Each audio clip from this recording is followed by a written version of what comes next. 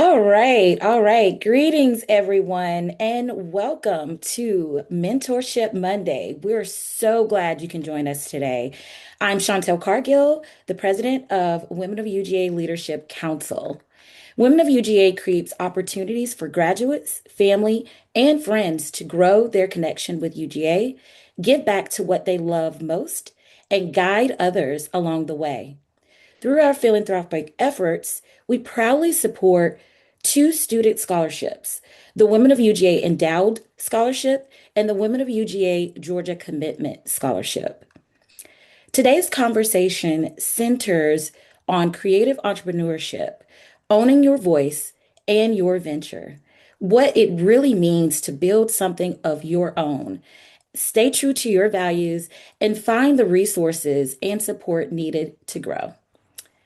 This session is especially for those who are curious about entrepreneurship, considering business ownership, or wondering how funding, mentorship, and community can support their journey.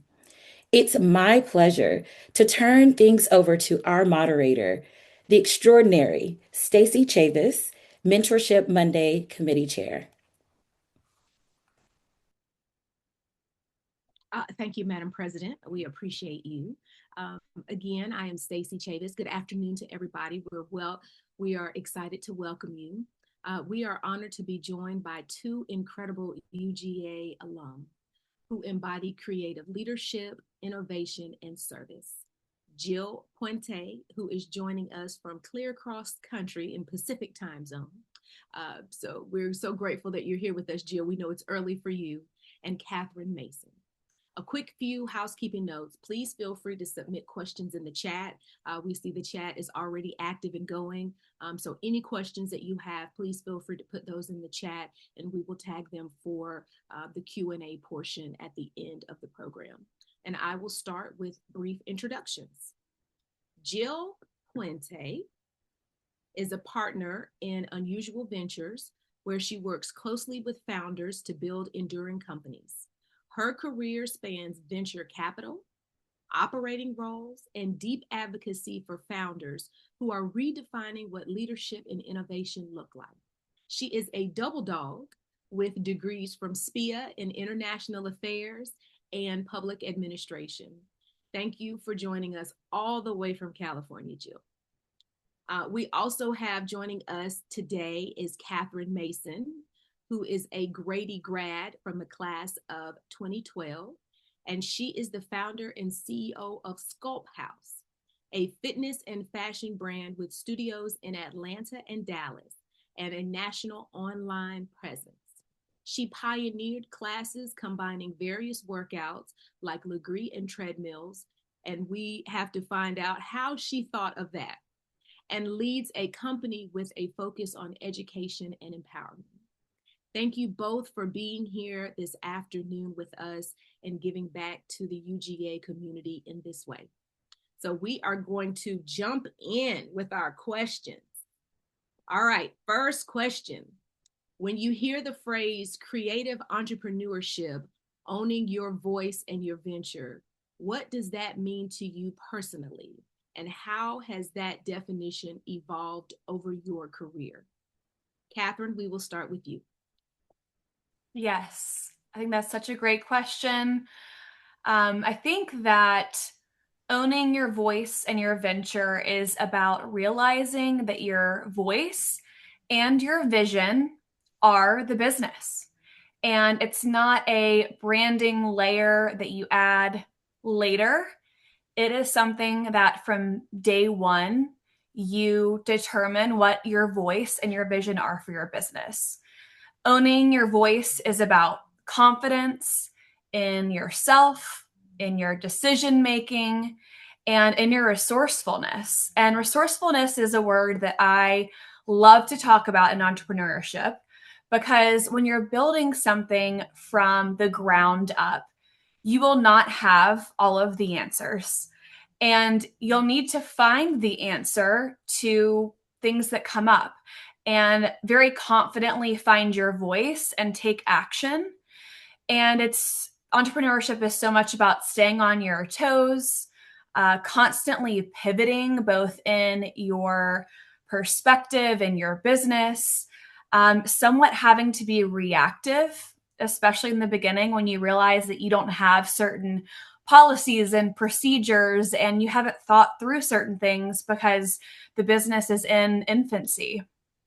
And my business is actually celebrating 10 years this month.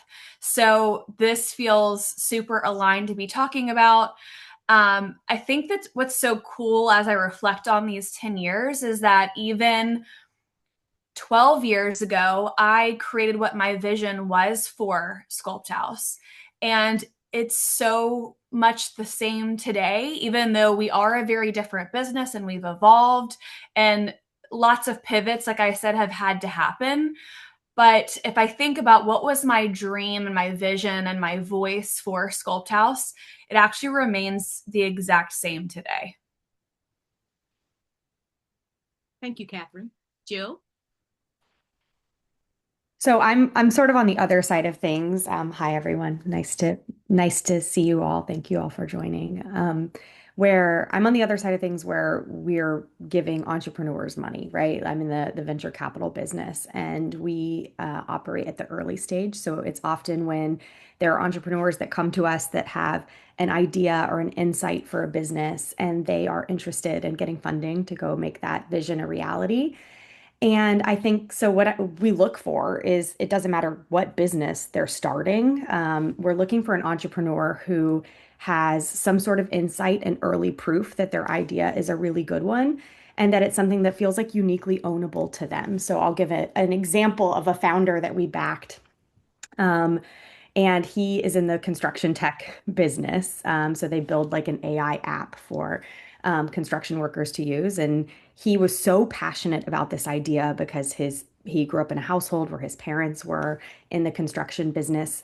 He went as so far to go to school for it, to get he had a computer science degree from Stanford, but he went to actually get a degree in construction because he really wanted to understand the space. And he was so passionate about it that he wanted to understand it on a really deep level. And exhibiting that level of passion and that much excitement about something really showed to us that this is like the kind of person who would go out and do what it takes to really like crack this problem because entrepreneurship is super hard. So you're going to be doing it day in and day out. And I think to Catherine's point, if it's not something that like you're envisioning doing for the long haul, if it's not a problem that you're excited to tackle for the long haul, then it's probably not something that is going to be, a long enduring company or business. So I think that's what we always look for is just this like spark of an insight, early proof that, the idea is a good one and that this like genuine passion, and domain expertise in any sort of founder. Thank you, Jill. Next question. Can you both briefly share the moment when you realized that you wanted to build something of your own rather than following a more traditional career path? Yes, I will start. I think I've always been a very independent person, someone who has seen leadership in people in their life and wanted to create something special and different. And I think from probably around the age of 12, I had this entrepreneurial bug. Even at 5 years old, I was working with my cousin trying to figure out how to like sell things, and we were trying to sell things on the beach.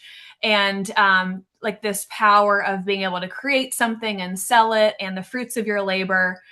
So it's always been something that I've been interested in. And I come from a family of entrepreneurs. So I've seen that journey, and it's not always easy or pretty, but I've always respected it. And there was a moment for me, and it's somewhat of a long story, but I was actually in New York City working in the fitness fashion industries, both of them. And I figured out a solution to a problem. And that was that there were two workout studios that I worked in, And I also worked out at. And then I saw the same clients coming over and over again and having packages or memberships at both places. And then I myself were working at these places and working out at both of these places. And I just thought, gosh, it would be really great if there was one place that had the Megaformer strength training and this Pilates like workout, which it's not actually Pilates, but the strength training, low impact, high intensity workout that was at one place, and then this interval training on a treadmill at this other studio. And on the subway one day, it sort of hit me. I need to see if there is a place that does that. I'm just very curious. I'm here in New York to figure out what it is I want to do in the fitness industry. I knew that that was what I wanted to do, but it was just the specifics around it. And then simultaneously, I was working in the fitness fashion space, and I love just what I was surrounded by with these smaller fitness fashion lines. Think like the anti Lululemon, the anti Nike, these smaller designer brands that people like us were creating. And I just saw this opportunity to create this place that was different from most fitness studios. It was not so performance based with instructors and hype, and to create a place where people felt really strong and comfortable and that left feeling more confident than they came in that day, and to be able to face all the things that were going on outside of the front door and in their world. And so, long story short, and a lot of work later, I created this idea of Sculpt House and came back to Atlanta to get it started. And that was really the beginning of building something of my own. And it's been built and rebuilt a few times over the last 10 years. I love your innovation and thinking there's got to be a better way to combine that. And I think those are the strengths that women entrepreneurs bring to the table. Jill, we are going to move over to your street. We're going to talk about funding. We know that there are folks on the line now that want to venture out on their own and start. Where do I start and how do I get funding? So many aspiring entrepreneurs are unsure of where to begin with funding. What are realistic steps that you recommend for someone who has an idea but limited capital? Where should they start? Yeah, it's a good question. And it kind of depends on the type of business that you're working on. I will say there are a ton of ways to raise money and to go about building a business. I think bootstrapping is obviously one way, which is just you fund your own business, right? You lean on savings and you kind of fund it yourself. That's an ideal scenario because it's non-dilutive. You don't have to, there's no one else that has ownership in it. It's all you. You get to make all the choices. You get all the upside. That's not always the reality for everyone, unfortunately. So there are other ways you can fund your company. You can crowdfund it. You can go with friends and family round. You can have angel investors. You can obviously go the traditional route of going to a bank and getting a loan. There are a lot of different ways. I work in venture capital, which means that we back startups that we would call venture scale businesses, which basically means it has the potential to be worth hundreds of millions to billions of dollars. And, means it can scale revenue without scaling costs at the same rate. So software is sort of the classic example of that, which is why I think when you think of venture capital, you're oftentimes thinking about software type businesses, because it can serve like a massive or rapidly expanding market and can grow somewhere between 10 and 100x steadily year over year. So that's what a venture scale business typically is. So if you're interested in that, I'm always happy to chat. But I think it kind of goes back to the same principle. It's like whatever route you go, like I actually don't even think you start with the idea of money. Like you can figure out ChatGPT is a great friend to us all these days. Like you can figure out based on what you're doing. It's like very easy to get information on like how you can go about raising the money. But I think you actually just really want to take a step back and think about like starting with that insight. And the first real step of starting a business is always just validating that someone desperately wants what you're building. And I love that idea. Catherine, I love the example you shared of like you're going into these two studios and being like, there are so many people here that want both of these things. Like that is such a good example of desperation of like and it applies to venture scale business, but it also applies to any sort of business where it proves demand for something. And that's the thing that venture capitalists want to see. Like that's the thing I think a bank is going to want to see. That's the thing that your friends and family are going to want to see is that, any way of getting early funding is really about the momentum that you have and the idea that you have that there's some sort of desperate user out there for what you're building. And so, yeah, I would just say no matter what business you're starting, you need to go out and talk to customers or potential customers way more than you need to talk to investors and funders in the beginning. Because at the end of the day, it doesn't matter what kind of business it is, funding ultimately is going to follow traction and not the other way around. So, really lean on the early days, like talking to as many people as possible and just asking them, hey, like, what would you think about this idea? And I promise you're going to come out of each of those conversations with an idea that's like a little bit different than what you initially thought. Thank you, Catherine. I don't know if you have any thoughts as to what you could what you would want to recommend to someone coming up that has an idea but limited capital. I think that capital is a really tough thing for entrepreneurs.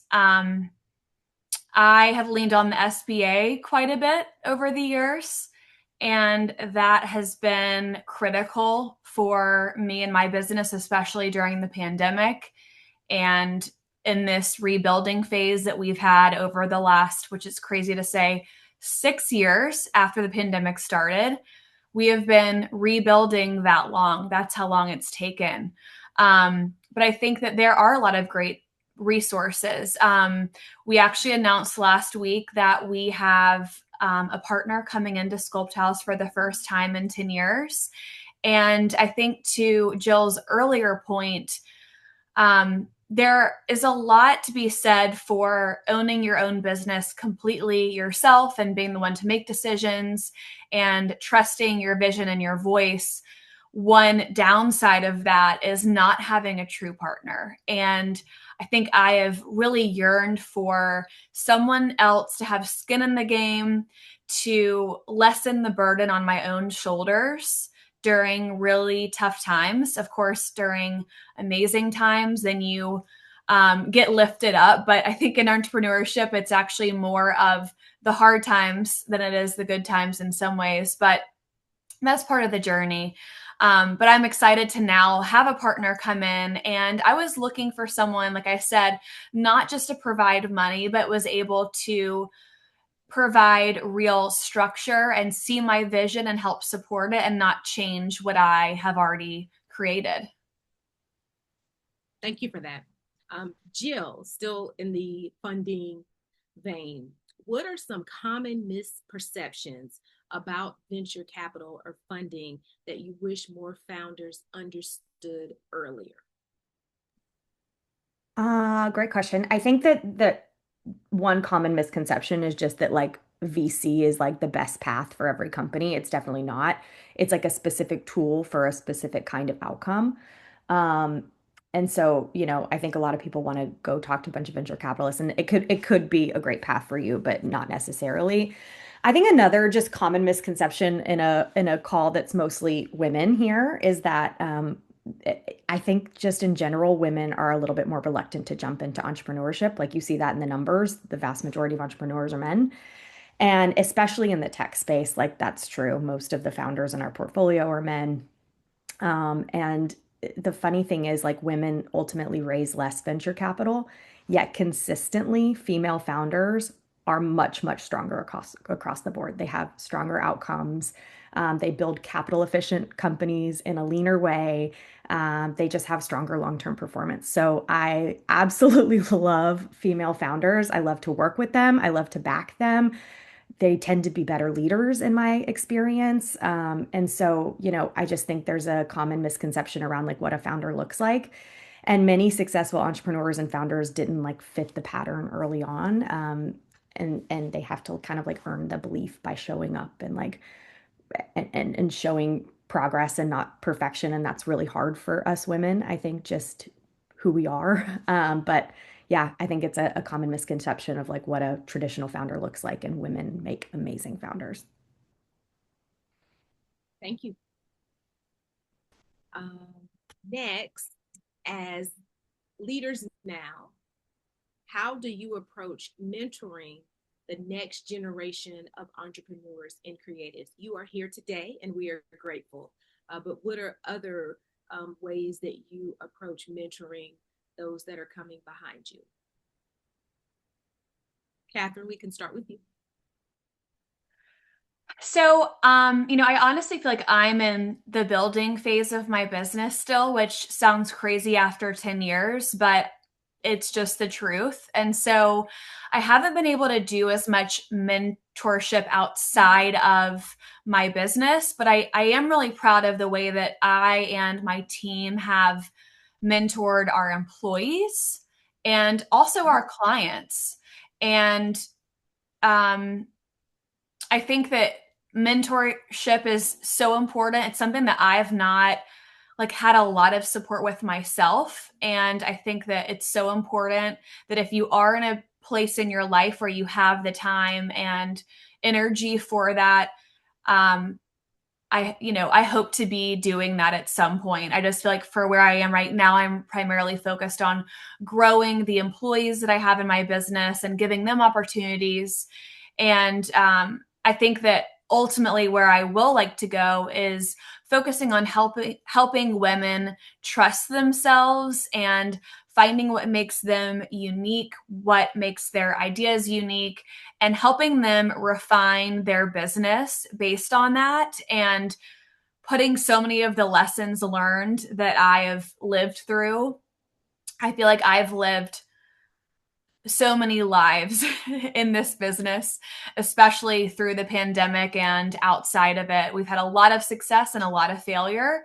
And so I would love to help women entrepreneurs with some of these really hard lessons that I've already had to learn, and just helping them think through how to build their business and discernment and standards and self-trust, and be a true resource for them. Well, you are helping us today by being here. Thank you. Yes, and we are grateful you are here to pass along your wisdom and nuggets of advice. Next question, and this one is specifically for Jill. Can you share an example of a mentor or sponsor who significantly influenced your career, and what made that relationship impactful? Mhm. For sure. I mean, and this is not just because this is the Women of UGA panel, but I think all of my strongest mentors over my career have been women. Maybe just because, align personally with them, but I I would have three I would point to. I'll make it quick. I think at UGA, I had a mentor. Her name is Melinda DiMaria. I don't know if any of you know her, but she's in the admissions office for 20 plus years. She left like a couple of years ago. And I interned with her. I was an intern in the UGA admissions office for many years, and it was a real eye-opening experience for me. Like I come from my mom's a flight attendant. Like I just didn't have an example of like an office job, what that looks like. Like she was so great about like uplifting me, making sure I had access to different experiences, encouraging me to apply to fellowships and so many things. So she's been a lifelong mentor for me, and I love her dearly. At Google, it was somebody named Kristen Miyashiro who was one of my bosses, and I had like 13 bosses over 10 years of my time at Google, and like some were way higher titles, but Krista was like an amazing mentor just in like demonstrating the type of person and leader I wanted to be. Like she was like trusting, empowering, cool, like always lifted her team up, the kind of person that like if there was a project you owned, you were the one that presented it, not like she wouldn't take your work and present it for you, which isn't the norm, right? So she was a good example of the type of leader I want to be. And then in the VC world, it's a woman named Mara Hershenson, who's on the Midas, like the Forbes Midas list every year. She's amazing. And she's just this like badass PhD female founder. And she outworks every single person in every single room. Like she is like an all gas, no brakes type of person that is, she works harder than anyone. And she's at the pinnacle of her career. She could like phone it in and call it a day, and she does not do that. And I just think from these three people, like I've learned all different valuable lessons about mentorship, giving back, hard work. And so those are the examples I would point to. Thank you. I appreciate you sharing that. Next, I want to move into some questions about UGA's role in your journey, right? We know that's where you went to school and got started, but what are specific experiences, programs, or people at UGA that laid the foundation for where you are today? Jill, you've already touched on it, so Catherine, we will come your way. When I really reflect about that question, of course, there were so many things in my experience during the 4 years of UGA, but I think the biggest takeaway of all of them is actually a huge part of me starting Sculpt House in Atlanta specifically. I'm actually from Charlotte, North Carolina, so this is not my hometown, but I always loved Atlanta and visited often when I was at UGA.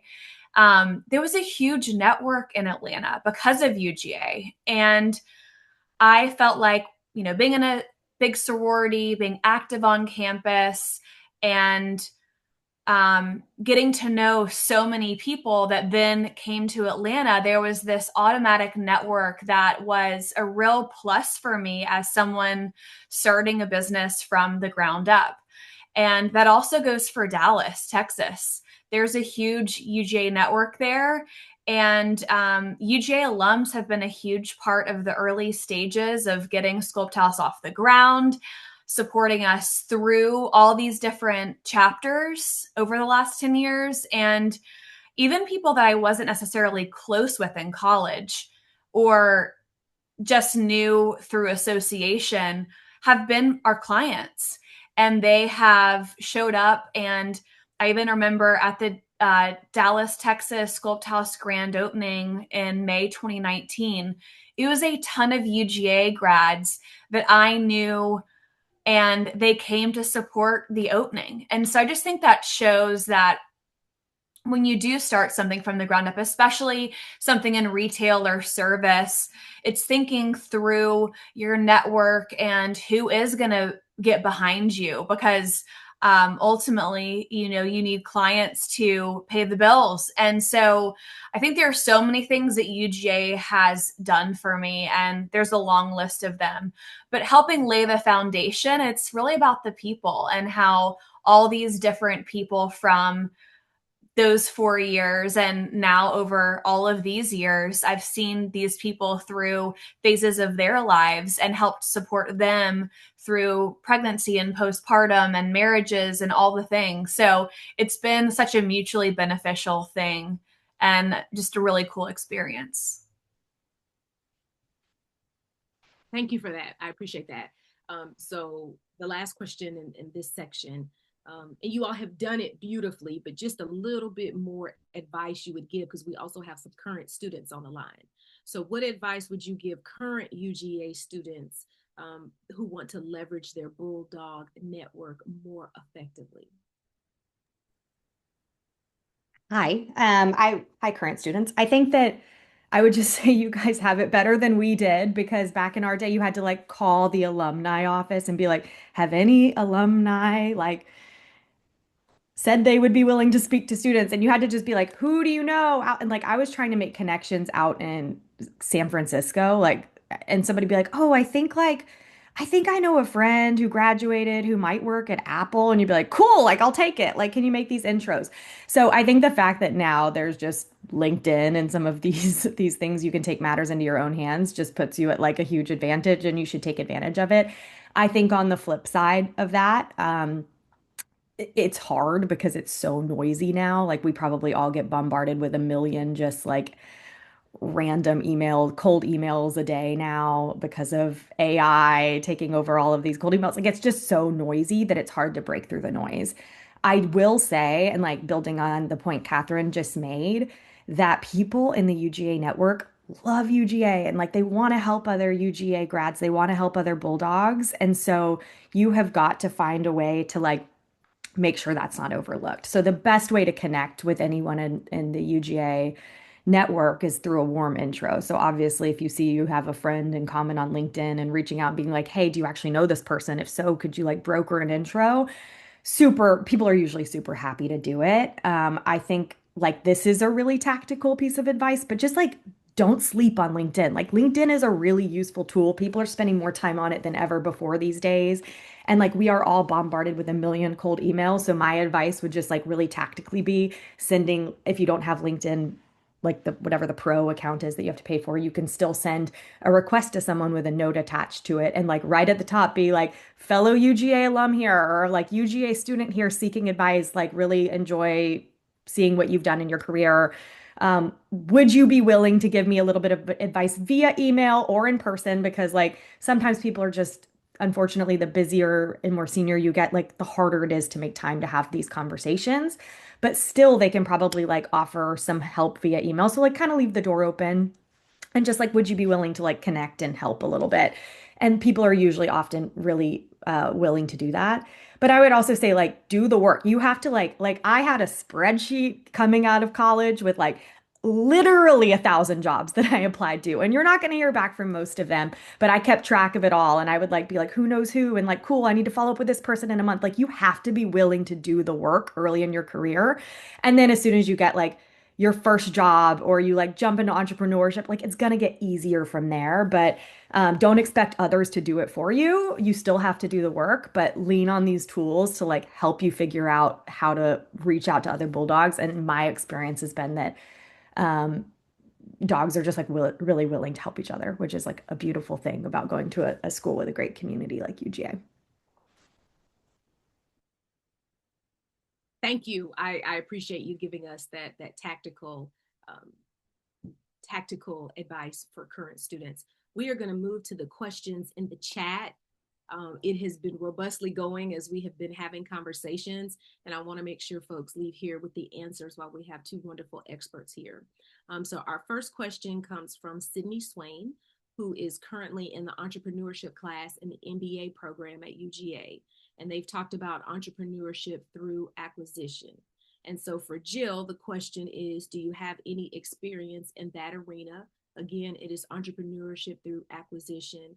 And Catherine, her question for you is, was that ever a consideration for you as opposed to starting a business from scratch? That's not really what we do. So I don't personally have experience with entrepreneurship through acquisition. I see the Instagram and TikTok reels about being like, you could buy an HVAC company for this much money with steady cash flow. Like I see those too, and I'm always like sending them to my husband, like, we need to buy nail salons and we need to buy and he's like, stop, we have jobs. Don't do that. I think it's really interesting. I think with all of these things, like taking any sort of business that is a business that already has a book of clients and has like the operations figured out, and maybe it's somebody who's retiring because they're a baby boomer or something like that. Like it totally makes sense on paper, right? And figuring out how to like modernize it, operationalize it, and improves cash flow.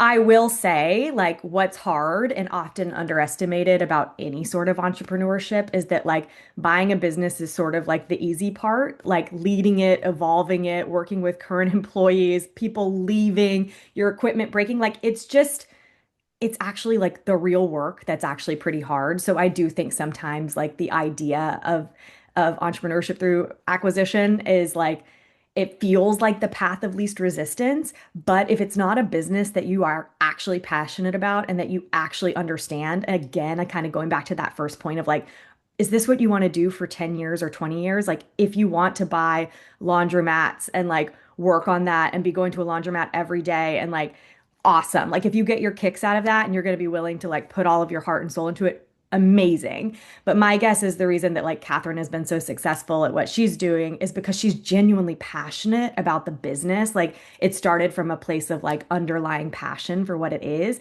And if that is lost, I just think it can be a tougher road to like to weather the storms. So just my 2 cents on that. I think Jill hit so many good points on the head with that. I do think when I was looking at starting this business, I really wanted to create something. So I think that was what I was looking for. There also, truthfully, was not as much opportunity. So I think that there's a really big difference in where the fitness industry and franchising and other types of possibilities for entrepreneurship are. So I think I couldn't find, I was actually sort of interested in exploring franchising, but there just wasn't much of that then. Now there are a lot of studios that you can franchise in. I also think it's very competitive to be able to be selected to be a franchisee. And truthfully, I didn't have the experience back then to be accepted to anything. I mean, the fact that I even started this business with as little experience as I did, it just goes back to having a lot of hard work and determination and figuring things out and using Google. Now you can use ChatGPT, which is great. I have had a little bit of experience with acquisition. We actually started to acquire a fitness studio January 2020. So unfortunately, I didn't have a lot of experience with that because of the timing, and the lease ended during the pandemic and all these things. But to Jill's point, I think acquisition can be really tricky because you're coming into someone's pre-existing business that probably has a lot of underlying issues. Every business does have issues. And it's, you have past employees and past customers that had certain ideas of how the business should be run. And that may not be a good thing as you come into it. And it actually takes a lot of work to get everyone on the bus with you and your new vision versus when you do start from scratch. I think that people decide for themselves that they're going to trust in you as the business owner and your vision. And so in a way, that's the way that I wanted to go forward with this. Thank you both for that. Our next question comes from Tanya Smith, and this is specifically for you, Catherine. Can you share a little bit more about your recovery moments and overcoming challenges where you questioned if the business was for you? You have alluded to the fact that you've had to pivot and make some changes in the pandemic. I know in-person classes and online classes, all the things, right, that had to happen. But how were you able to recover and continue? I think it would have been easier to not recover, and it would have been easier to not continue. And I think I was given the out to do that possibly, but I felt like I had put so much into it, and I'm just not the kind of person to give up. So, I did actually have to close some locations. We were getting to the point where we were going to 5 locations. That acquisition of that location that opened in January 2020, that was going to be the 5th location. It was going to be a temporary small studio that we acquired, and then we were going to build out a new bigger version of Sculpt House there. But we now have 2 locations. And so in some ways I did have to give some things up to save the business, because in those circumstances, you have to make some decisions. Do I want a business at the end of the day? And so can these leases work with me? Are these landlords going to work with me? And ultimately, some of these decisions were not even ones that I thought that I was ever going to have to make, but they were decisions that had to be made to survive. And then there were things that I did, like the Dallas location in Texas was only 8 months old when the pandemic hit, and we barely had a customer base and we barely had a membership base. And that was nearly impossible. But and I didn't have kids at this time, but my husband and I packed up our dogs and some suitcases, and we got an Airbnb for 6 weeks in Dallas, Texas. And I put all the love into that location. I did that multiple times during the pandemic because that's what it was going to take. And so you have to have this fire about you where it's so undeniable, because if you face something like that, it is way beyond you, and it is way beyond even your capabilities. And you just have to buckle down and either do it or make a decision that you're not.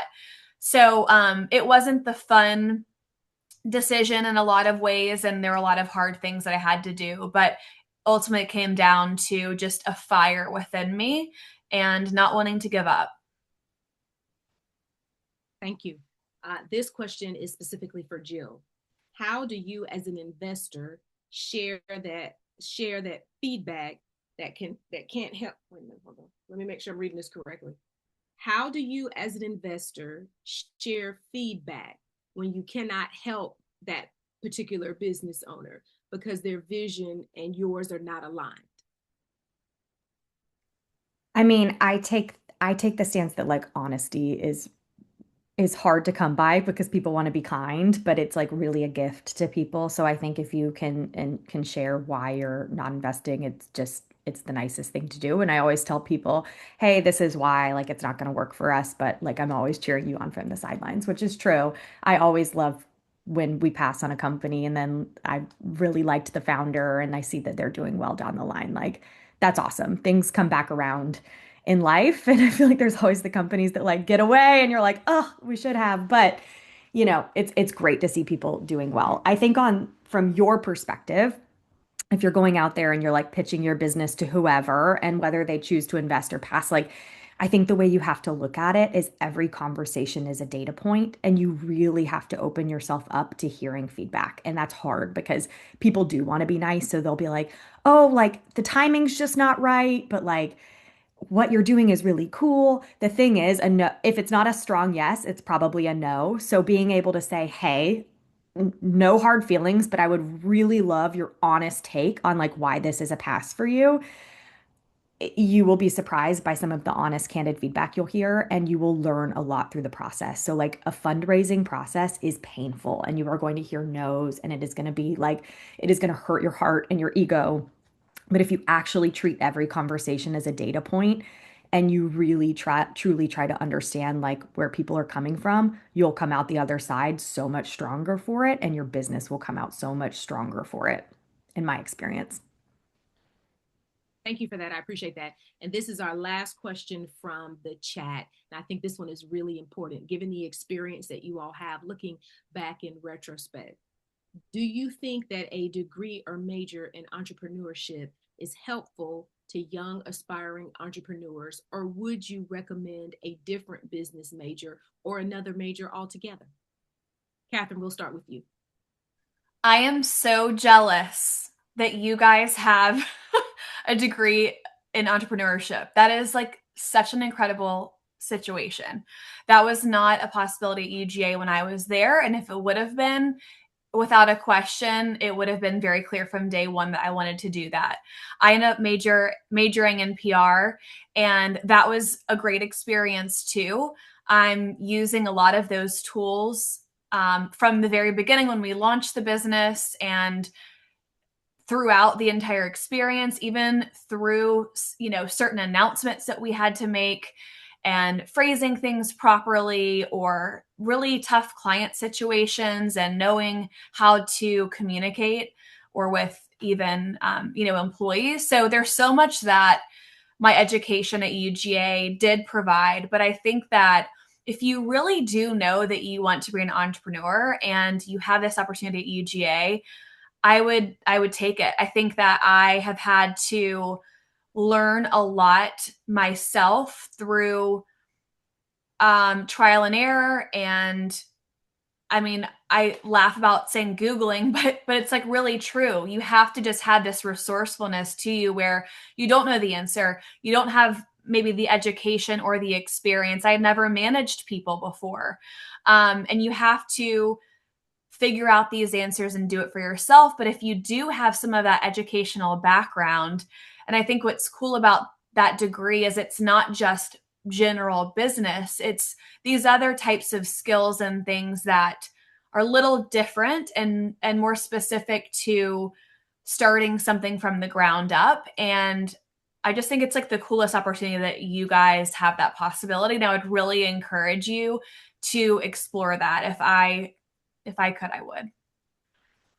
Yeah, I mean, I think it's cool that you have an entrepreneurship program. I wish I'd done PR, honestly, Catherine. Like, I wish I'd done Grady. I went to SPIA, love SPIA. I could tell you a lot about comparative religions. None of that is really helping me day to day, but it's just the basis of like the breadth of your degree at UGA, the networks you'll make, like the friends you'll make, the general things you'll learn, I think that matter the most. I think there's certain degrees. If you want to go to medical school, you need to probably be pre-med, get the qualifiers for it. But for something like business, there's a lot of different paths. Like my husband is leads research at Slack. He's a double dog. No, sorry, he's just a single dog. I have more degrees from UGA than he does. But he was a finance major and like graduated with like Mike McDonald, who just, was the coach of the Seahawks that won the Super Bowl. And they were both like honors finance dudes. And neither of them are working in finance today. Like there's so many paths you can go down. So don't let it stop you or feel like you like it's amazing. I wish I could also like major in entrepreneurship, but there are so many ways to learn post grad on these things. So just like soak up all the goodness for the university and don't worry if your major doesn't fully align with like the path you want to go down. Don't let it stop you. Thank you both. I also just want to underscore that Megan Henning from the UGA Entrepreneurship Program has put the link in the chat. So you all please make sure you get that and look for those resources. So thank you both. And this is our final question before we wrap for both of you. And again, we're so appreciative of you all giving us your time this afternoon. And what impact do you hope your giving has on future generations of UGA students and alums? Catherine, Well, we'll start with you. that's so deep. I'm just trying to, manage my kids and my business and, go to the grocery store. No, but seriously, I just hope to be an example that you don't have to have all of the tools and all the experience, and you don't have to have everything to do what you're passionate about. You just need to start. And that could mean like I developed a business plan with no business experience. I went to a Barnes and Noble and bought How to Write a Business Plan books at Union Square. And for about 6 months, I developed this business plan. And I again didn't really even know if that's exactly what it was going to look like in the end, but just starting. And that doesn't mean that you have to even stop everything that you're doing and jump off the cliff and start the business. You can do things in phases. You can ask people questions and use resources around you. And so I hope to be an example of someone who started a business at 25 with very little real world experience and just knowing that like everyone can do this. There are going to be challenges, whether it is funding or whether it is experience, or maybe you have something that's very niche. Whatever it is, we all are going to have challenges that arise from being an entrepreneur, but you just have to have the conviction that you can do it and just work really hard. Put your ideas together, put a plan together, and take baby steps every single day towards that. I love that. Look, I think for me, like I was a kid of financial aid. Like my parents are very working class. College was my way of getting ahead. Like I'm extremely grateful for it. My husband is a foundation fellow at UGA. He's a kid of financial aid. Like I want kids, like especially kids without a leg up in life, to have the same opportunities that I did. Like that's the motivator for me. But I think like what I think about UGA, I think in Atlanta the network is so strong. Like in California you find a bulldog, you're like, who are you? Where are you from? Like, let's be friends, because you just don't come across them that often. But I think in the VC world, like I work with a lot of kids that graduate from Harvard, a lot of kids that graduate from Stanford. And it's like, when Michelle Obama says she's been in the room with all the smartest people in the world and they're not that smart, like that's how I feel. I would take a UGA grad over a Stanford grad any day of the week. And, my husband did his PhD at Stanford. Like, I love it. But at the same time, I think the reason that so many founders come out of places like Stanford is because they are told from the moment that they enter, you can do this. And like, here's the blueprint for it. And here are all the people who have done it before you, and you can do it too. And I don't think, and I'm so happy that this entrepreneurship program exists, Megan Henning, and I'm so happy that like you guys are doing things like this because UGA students should be doing these things too, and it should be happening at the same scale that it's happening at some of these other universities. The student network is like so smart, and the EQ is much stronger than it is at some of these other places. Like it's off the charts. And so I just want to see like UGA students in every facet of business. And so I love that this is happening, and I think that's what it is for me. Yeah. Again, thank you both. We are so appreciative of your time today. And I agree with you, Jill. I'm hiring a UGA grad over anybody every day of the week. And look, with your UGA degree, you can make it to the Super Bowl. See, we all the things, right? But again, we thank you all for your time today, your honesty, your insight, and your generosity. Again, we so appreciate you coming and spending this time with us. Also want to acknowledge and thank you all for the pivot. Here on the East Coast, we have had some very interesting weather. And so, again, we thank our speakers and panelists for pivoting, as well as our attendees today. Sometimes we have to make moves and shifts and pivots because of the weather in the South. And at this time, I would like to turn it over to Elena Griggs, who is our Mentorship Monday co-chair for our next steps. Thank you all again for being with us today. Hey, everybody. And again, thank you to everyone who joined us this afternoon or this morning if you're over on our West Coast. So we hope you leave feeling empowered to own your voice, seek mentorship, and also take bold steps towards your venture, whatever that may look like for you. So please be sure to stay tuned for our next Mentorship Monday. That will be taking place next month. Before we close, I do want to remind everyone that your support of the Women of UGA Scholarship Fund makes a very lasting difference in the lives of UGA students. And every gift helps remove financial barriers and fuels the next generation of leaders. So you can make your gift using the link that is going to be in the chat. Women of UGA Scholarship Fund should automatically populate as the designation. So thank you again for being here today and for your continued support of Women of UGA. Let's keep giving, guiding, and growing together. The post-event email with today's recording and any additional resources discussed today will be emailed to everyone later this week. And at this time, we want to allow those who are not able to stay for the breakout room conversations the opportunity to exit. Thank you for joining us. And of course, go dogs.